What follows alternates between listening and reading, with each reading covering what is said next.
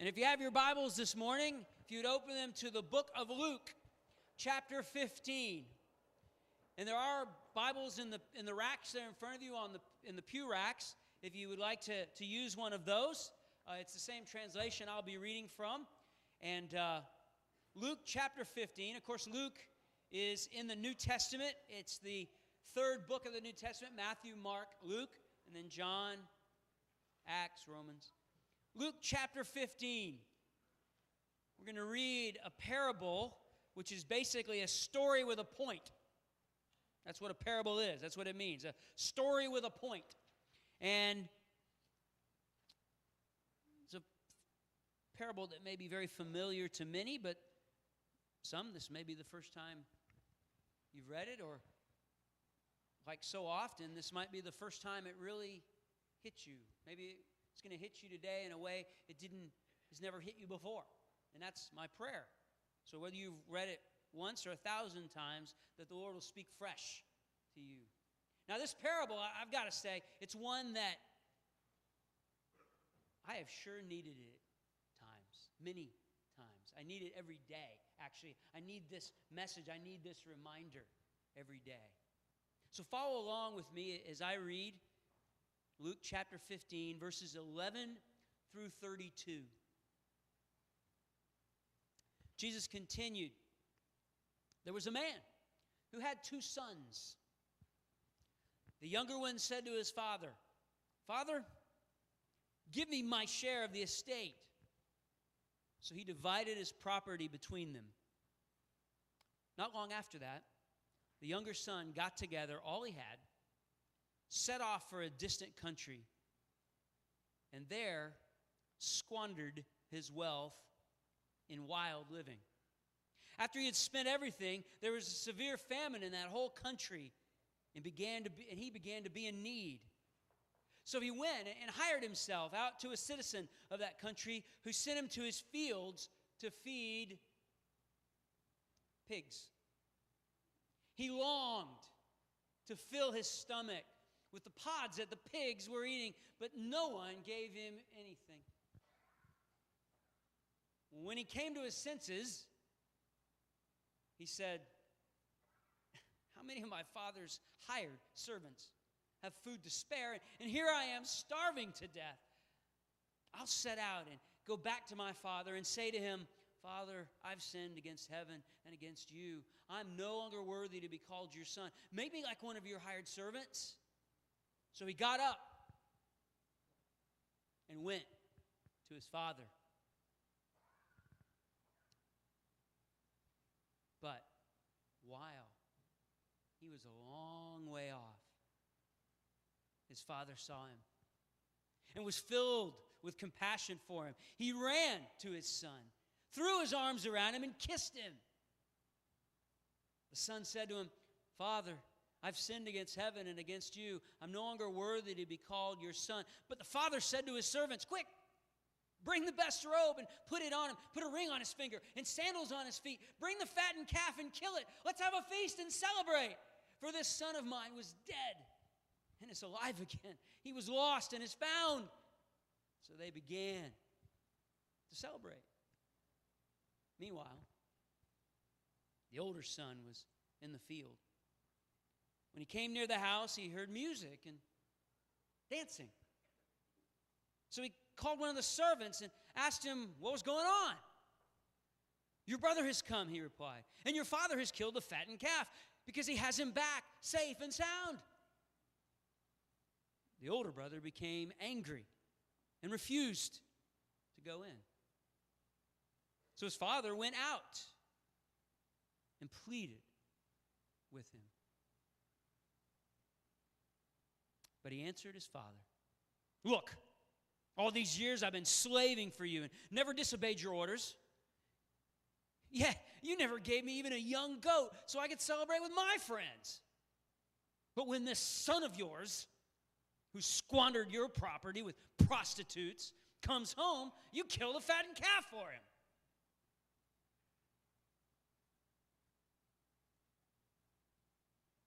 My son, the father said, you are always with me, and everything I have is yours.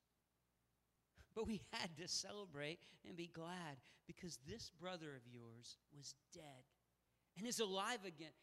He was lost and is found.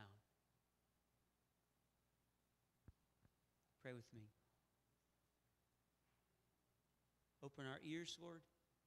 Open our hearts, Lord. In Jesus' name, amen. There's three main characters in this parable.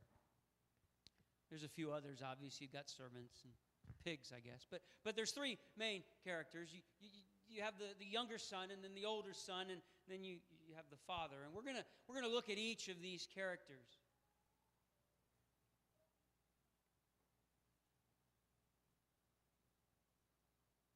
I used to read this parable and kind of identify myself with one or the other brothers. Typically, I identified myself with the younger brother because, well, I was a prodigal, unfortunately more than once.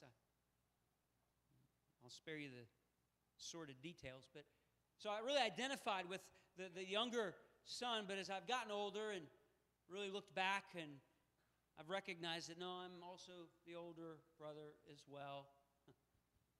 And in fact, I used to ask people to identify one or the other, but I really think that pretty much at any time, we're both. Just depends on our attitudes towards others. But let's look at these three main characters. First, the younger son. See if you can identify. He apparently, he was the younger son, two sons in the family. Apparently, he was dissatisfied with what he had going. Wasn't working for him, I guess. And he wanted to try something else. And so he asked his father for something, which was highly unusual. I mean, it's unusual today. I mean, I don't think there's many of us here would approach their parents and say, you've seen the bumper stickers, right? Remember, it used to be around, and I haven't seen one in a long time. But remember the bumper sticker back in the day that said, "I'm spending my children's inheritance"? Anybody remember that one?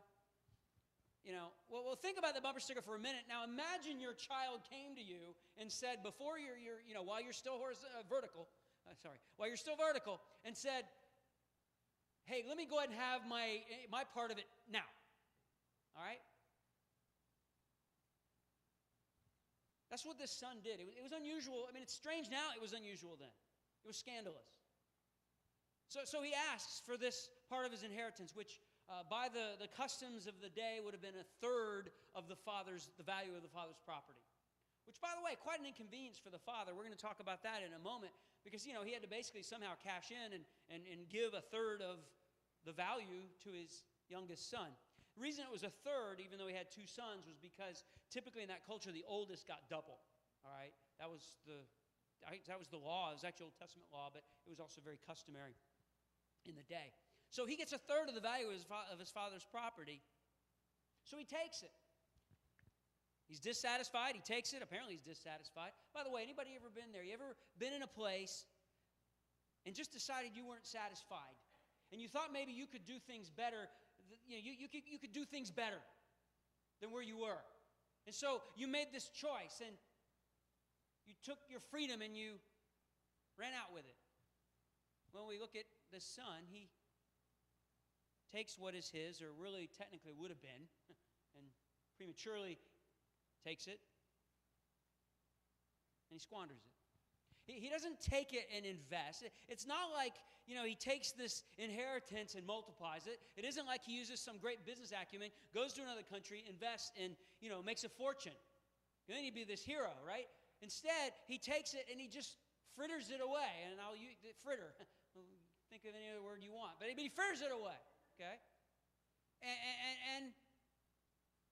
And he doesn't just waste it. It isn't like he just, spends every day at Dairy Queen or something, wastes all his money on ice cream or something. I mean, he wastes it. We find out from the older brother what he spent it on, Scripture just says wild living. He takes a walk on the wild side. Some of you anyway, there's a singer named Lou Reed back in the day had a song, "Take a Walk on the Wild Side."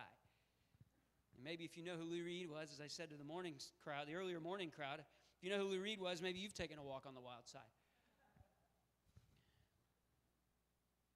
Anybody ever take a walk on the wild side? Yeah. Yeah, I ran full tilt on the wild side. Yeah. It doesn't last, though, does it? That's what the young man found out.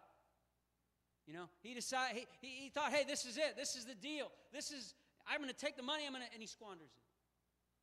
And of course, as typically happens, when we waste what we have, it always seems that things conspire against us. Once we've blown it and messed up ourselves, then the circumstances start to pile on us. That's what happened to him. Not only does he waste all his money, and now there's a famine. I mean, he didn't have control over that, but he certainly had control over what he had with his stuff. So a famine strikes the land, and then he starves. So now he's in double jeopardy. He's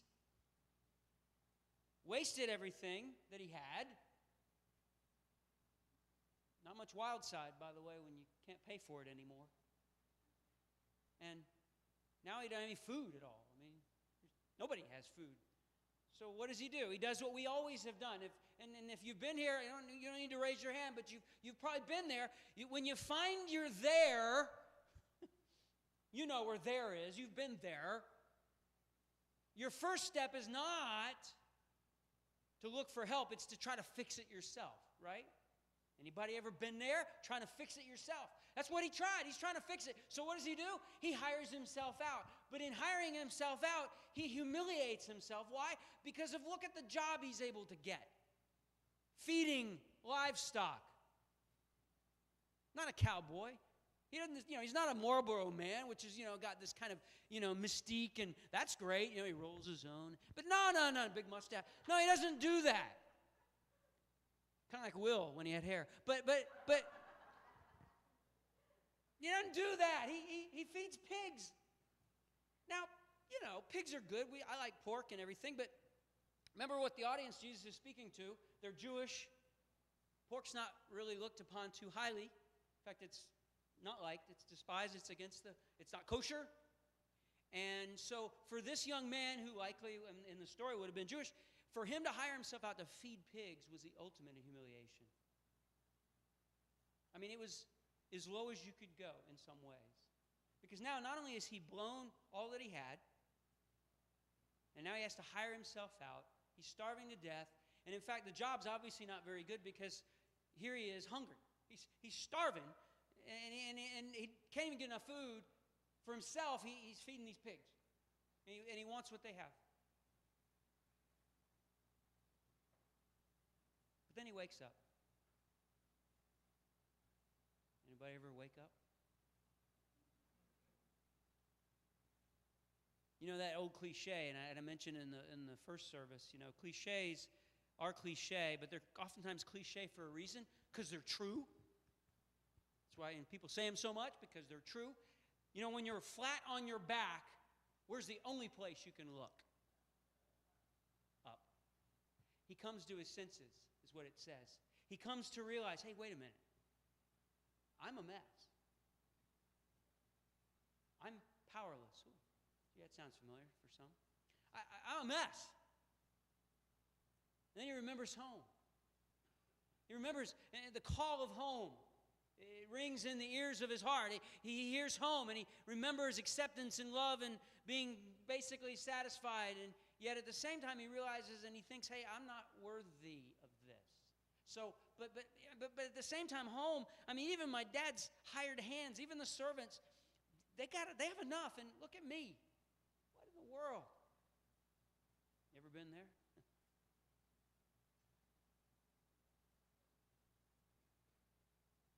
So he decides, okay, I don't deserve to be fully received and restored as a son. I don't deserve to be taken back, but maybe I can bargain. Maybe I can work a deal with my dad that if he would just hire me out, if I can just work for him, if I can just be a servant rather than a son, if I can just be a slave, maybe he'll take me back. And I'll at least have what they have. Because I I don't deserve to in any way ever expect or hope that he'll take me back fully. So but I'll make a commitment. And I'll commit to be a servant.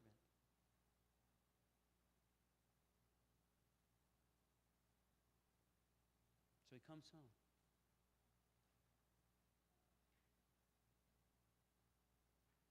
And his father meets him at the door and rolls out a big contract and says, okay, you've got to promise to do this, this, and this, and this, and this, and this. And if you sign on the dotted line, I'll take you back and you can sleep in the bunkhouse. Is that what happens? No, he gets a party. His dad throws him a party, a bash, a blowout with music. And, okay, Baptists, hold on to your pews. Dancing! Woohoo! Hot dog, man. Two-step or whatever.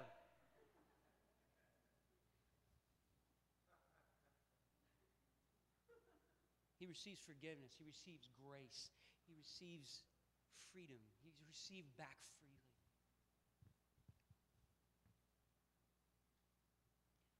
That's one character. How about the older son?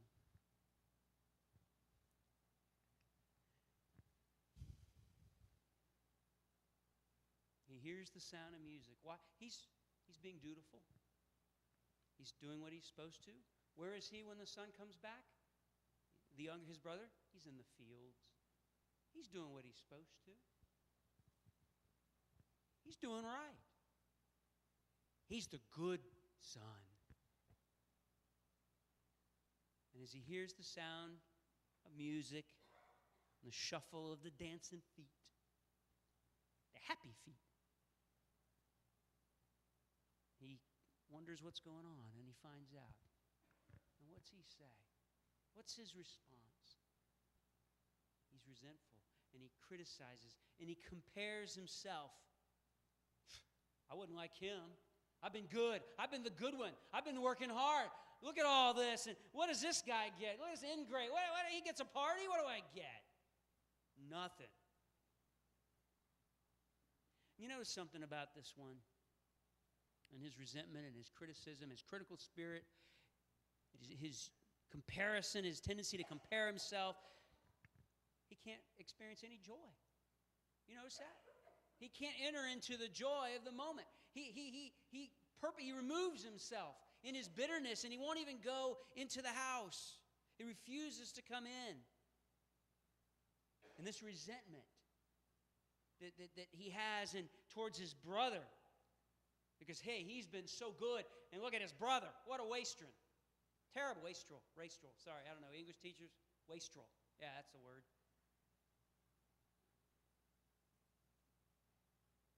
This resentment breeds resentment of his dad. Did you notice that? Because not only does he, kind of point his finger in accusation against his brother, but just the very tone of his attitude, of his words to his father, are very much resenting his dad. Man, you did this. You haven't done anything for me, and I've been slaving. I've done this for you, and all this stuff. So resentment of his brother breeds resentment of his dad. It really reminds me, as I read this, I've never noticed this before, but it reminded me of Genesis 3:12. Adam gets busted. God busts Adam. Remember, Adam eats of the tree, and they wasn't supposed to, and he gets busted, right? And God comes and says, hey, you ate of the tree. And what does Adam do? What's Adam's response to God? He says, it was the woman. Yeah, he points to the woman, but here's the deal. He doesn't stop there. He goes, the woman that you gave me. The woman that you gave me. Kind of the idea of, well, God, it's your fault. If you hadn't given me the chick, this wouldn't happen. You did this to me.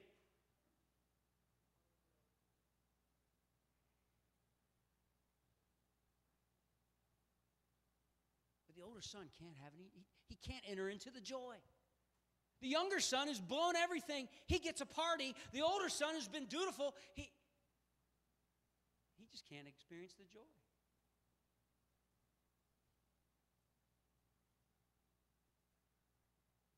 I've been both. I am both.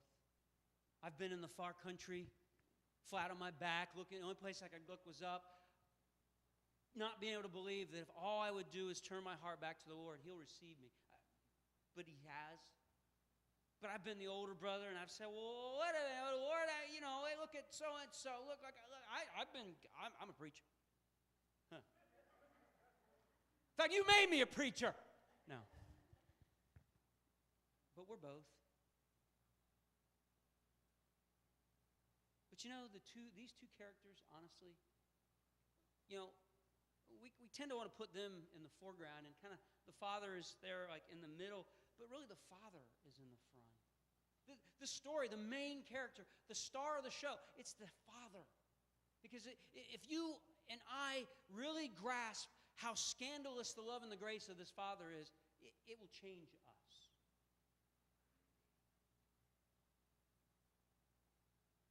So let's look at the father. Both sons misunderstand how radical the grace of the Father is. Both sons do. Because if you remember the youngest son, he just figured, there is no way I'll be received back. I'll be taken back as a second-class son or second-class household member, but certainly not with some kind of, with full restoration. And of course, the older son, he didn't understand it either, because in his mind it was all about doing your duty, and he felt like, well, I didn't get the reward I deserve, and he didn't realize how radically graceful and full of grace his father was. But although both misunderstood, one received it. The one who needed that grace the most, maybe, I don't know. I used to think he was the one that needed the most, but I'm not so sure. When I look at the older brother, and you think how we leave the story, the older brother's still bitter, and he can't enter into the joy. But he rejected that grace.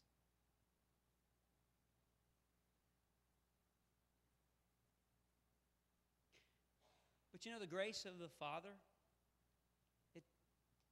you don't see it when He runs. That's not the first time you see the grace of the Father. The first time we see how full of grace the Father is at the very beginning, when His Son comes to Him and says, Dad, give me what is mine. In fact, I wish you were dead, so why don't we just, instead of us going through all you having to die and everything, just give me my money now. And what does his father do? We have no indication, and this is all we know is what Jesus said, but we don't get this idea from the parable at all that the father, told him 100 times, well, okay, I'll let you have this, but you know what? You're going to learn. We don't get that. The father just says, okay. To his own hurt, by the way. Can you imagine how hurtful this must have been? Dad, I wish you were dead. That's basically what he's saying. Dad, I wish you were dead. You're a problem to me. You being alive, I don't get what's coming to me. So, why don't you give it to me now?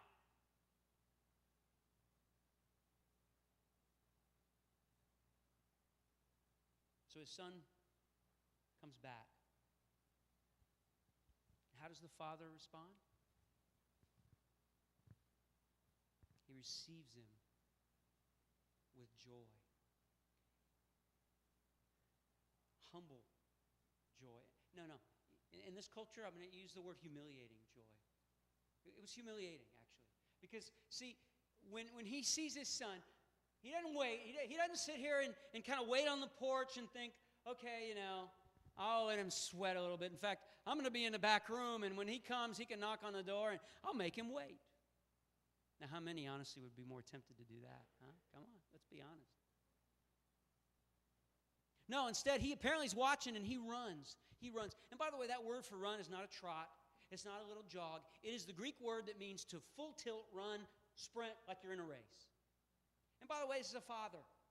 Father with property, with a household, with servants. This was a dignified person. In that culture, if you If you were a guy and you had property and you were, relatively important, you did not run.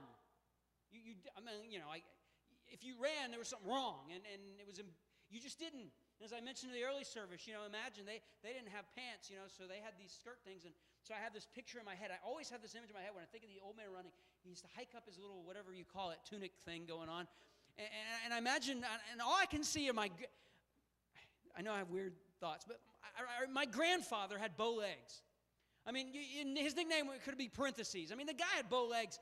And that with knobby knees, and I can see my grandfather's legs and knees, moving on, going towards that sun. But that was a humiliating thing in that culture. And yet he didn't care, because all he cared about was his son was back. And he ran to him, and he didn't run and stop and, shake his hand. No, he runs and he puts his arm around his neck and he hugs him and he kisses him and he embraces him with all his smell. I mean, he's been feeding pigs, and That's the Father. That's grace. It's scandalous. And then the Son starts to give the speech, right? And what's the Father say? He doesn't even let him finish. He doesn't let him get to the place about commitment, right? He lets him say, yeah, wrong. I mean, he lets him get that. He gets that much out. But the Father cuts him off when he starts to make all his promises and say, take me back as a servant. And before he even gets to the commitment, the Father cuts him off and says, no. Restore him. He doesn't say, I told you so. And he doesn't stop him and say, okay, now do you promise? And doesn't even say, I hope you learned your lesson. Just don't do it again. He doesn't even say that. He just says, quick, to his servants.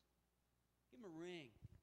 Give him the family crest ring so he can be restored as a son, not a servant. He maybe thinks he only deserves to be a servant, but I'm going to make him a son.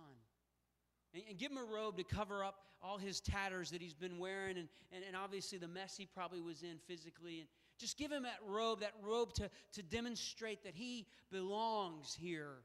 And then don't let him stay barefoot, what slaves were in that culture. Put on sandals. Give him sandals for his feet so he can be a fully restored son.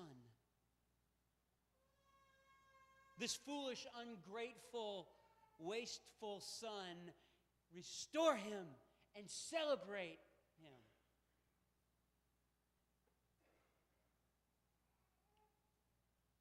But the Father's grace doesn't stop there. Sure, he lavishes it upon the returning son, but you know what else he does? When the older brother refuses to come in, what does he do? He doesn't ask around and say, well, is he going to come in? Go get him. Go tell him to come in. Tell him to get over himself and get in here. He doesn't do that. It says he goes to the older brother. He comes to him. Just as he ran to the younger son who was returning, he went to the older brother as well. And he said, come on in. He showed as much grace to the older brother as he did the younger. And he wants just the same thing he wanted for his younger son. But he wants the same thing for the older brother, and that's for him to come home. That's us. We're both. We're both brothers. I've been the younger, I've been the older. Sometimes at the same time. It just depends on what people I'm dealing with. Jesus doesn't, he doesn't give us the rest of the story. But you know what I can imagine? I have this scenario because it's so easy to be both. I could imagine a time could come where after the younger brother has been restored, the party's over, the music's over, you just got a bunch of cups all over the coffee table, the party's done. And you got to clean up, and maybe the older brother still doesn't come in. Maybe he finally has enough, and he decides to his dad, well, my younger brother got away with it. Give me my stuff. I'm tired of it. And maybe the older brother takes off. And then he goes through the same scenario. He comes back. I can imagine the younger brother being just like his older brother about the older brother. Does that make sense? I had enough sense to come back. What's the matter with you? See, because there's an older brother and a younger brother in all of us. But there's also a Father who waits for all of us. His grace it's crazy. It's scandalous. We don't deserve it. In fact, if we did, guess what? It would not be grace.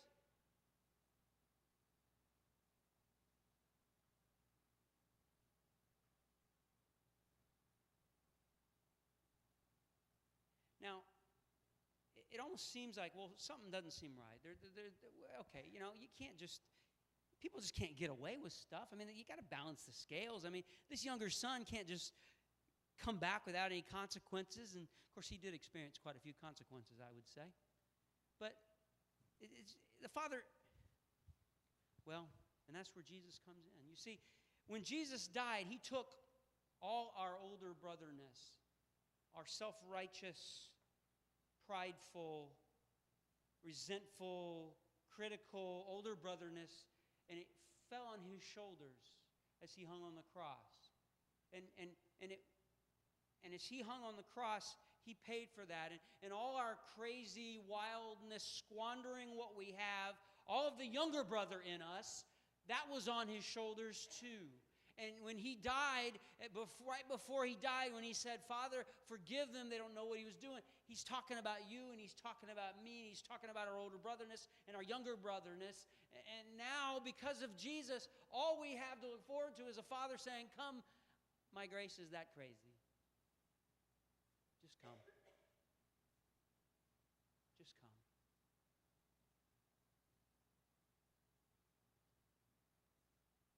And his loving invitation to every one of us, wherever we are, whether we're the older brother or younger brother, come home. He'll receive you with joy. He'll receive you with an embrace. He'll receive you with restoration. He'll restore you.